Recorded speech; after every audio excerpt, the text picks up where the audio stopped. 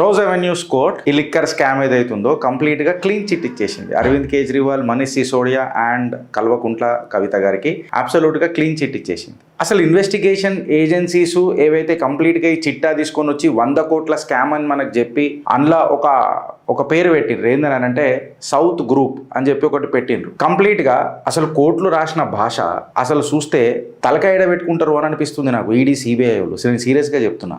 అసలు చెత్త కాగితాలను తీసుకొని వచ్చి మీరు కుట్టిండ్రు అని అన్నట్టు ఇండైరెక్ట్ గా రాసిండ్రు. అందులో సబ్స్టెన్సే లేదు అని చెప్పి డైరెక్ట్ గా మాట్లాడిండ్రు. ఇప్పుడు భారతీయ జనతా పార్టీ తలకాయడ పెట్టుకుంటది అని చెప్పి నేను మాట్లాడుతున్నా. ఇలా ఢిల్లీ కోర్ట్ వీళ్ళకి ఒక వార్నింగ్ ఇచ్చింది. రీజనల్ లేబులింగ్ అని అనేది లీగల్ క్లాసిఫికేషన్ ఎట్లయితుంది అని చెప్పి మాట్లాడుతుంటే వీళ్ళ దగ్గర ఏమైనా సమాధానం ఉందా అని అంటున్నా. ఐడెంటిటీ ఎవిడెన్స్ కి సబ్స్టిట్యూషన్ ఇస్తుందా ఫ్రెండ్స్? అంటే ఎవిడెన్స్ బదులు నువ్వు south lobby, north lobby, west lobby అని అంటే నడుస్తుందా? ఎవిడెన్షియరీ అనాలిసిస్ ఏంది అని చెప్పి మాట్లాడుతున్నారు. వీళ్ళు మొత్తం కేసు ఎట్లా నడిపిర్రు తెలుసా? అప్రూవర్ల మీద నడిపిర్రు. రాఘవ్ మాగుంట, శరత్ చంద్రారెడ్డి, దినేష్ అరోరా వీళ్ళని అప్రూవర్లుగా చేసి నేను ప్రతిసారి ఒక మాట చెప్పిన, ఆనాడు కూడా ఒక మాట చెప్పిన, అప్రూవర్ల మీద కేసు ఎట్లా నిలబడుతుంది?